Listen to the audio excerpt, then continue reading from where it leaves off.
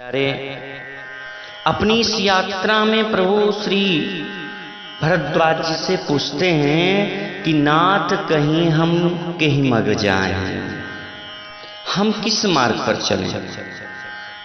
भगवान पूछ रहा है कि हम किस मार्ग पर चलें, और श्रुतियां कह रही हैं महाजनों गता सपंथा, हम उसी मार्ग का अनुसरण करें जिस मार्ग का अनुसरण हमारे ऋषि महर्षियों के द्वारा किया हुआ।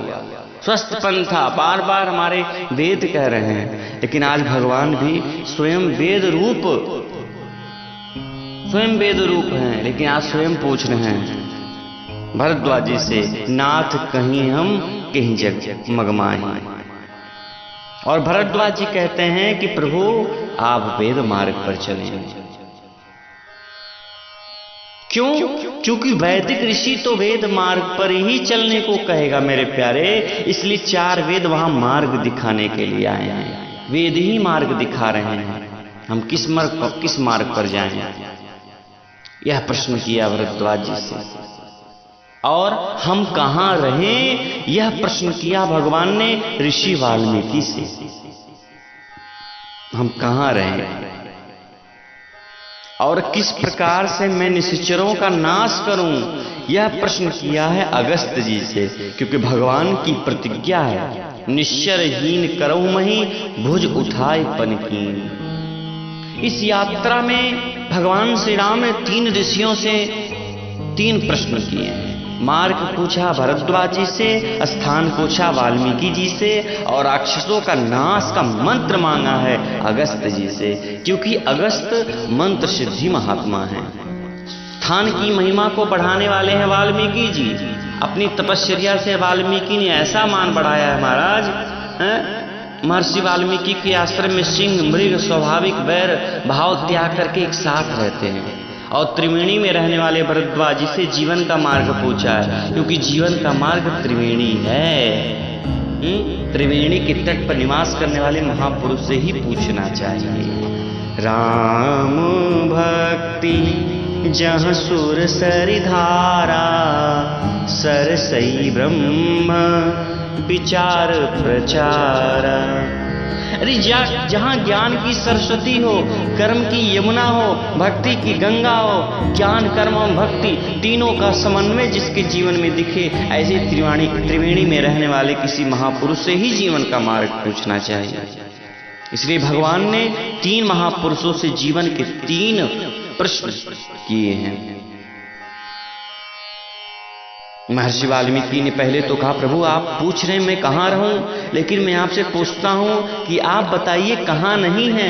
ईशावास्यमिदं सर्वं यत् किंचित जगत्याम जगत, तेन त्यक्तेन भुंजीथा मा गृध कस्य स्विद्धनम्। संसार के कणु में, परमाणु में, क्षण में, आप एक क्षण में समाये हुए हैं प्रभु, आप कहाँ नहीं हैं।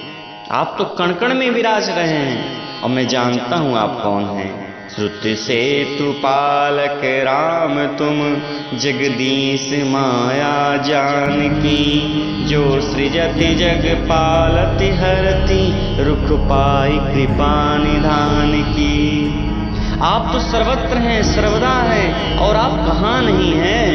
फिर भी आप पूछ रहे हैं। अपनी वाणी को मैं पवित्र करने के लिए बताता हूँ। तो महर्षि वाल्मीकि ने भगवान को पहले आध्यात्मिक स्थान बताए हैं, फिर बाद में निवेदन किया कि चित्रकूट गिरि करहु निवासु, आप चित्रकूट में जाकर के निवास करें। महर्षि वाल्मीकि को वंदन करते हुए प्रभु चले हैं, चित्रकूट पधारे हैं। चित्रकूट में भगवान जब पधारे तो ऋषि मुनि आए, कोल की रात आए, देवता भी आए, ये तीनों प्रभु से मिलने आए हैं।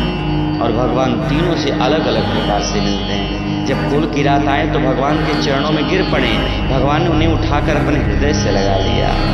और जब ऋषि मुनि आए हैं तो भगवान उनके चरणों में प्रणाम किया, और मुनियों ने भगवान को हृदय से लगाया, आशीर्वाद दिया। परंतु जब देवता आए हैं तो भगवान ने न उन्हें प्रणाम किया है और न ही उन्हें अपने हृदय से लगाया है। भगवान ने केवल हाथ जोड़े हैं। और बंधु मैं बोलूं कि हाथ जोड़ने में कभी कभी पीछा छुड़ाने का भी अभाव होता है। लोग हाथ जोड़ लेते हैं ना, कहते हैं भैया आज के बाद पीछा छोड़ दो, कुछ उसी भाव से भगवान उन्हें जोड़ते हैं। कहते हैं अरे देवताओं, तुम लोग इतने उतावले हो गए हो कि धैर्य जैसी तुम लोगों में कोई चीजें नहीं है। अरे मैं तो तुम्हारे कार्य के लिए पृथ्वी पर अवतरित हुआ हूं। पर भी तुम लोगों ने सरस्वती को भेजा, मंथरा की बुद्धि को भ्रष्ट कराया, कैकेयी को बहकाया, माँ कैकेयी ने वरदान मांगी। ये सब नाटक करने की क्या जरूरत थी? और मुझे पता है कि मैं क्यों आया हूँ। मुझे बार बार याद दिलाने की जरूरत नहीं है। तुम लोग थोड़ा सा भी धैर्य नहीं रख सकते?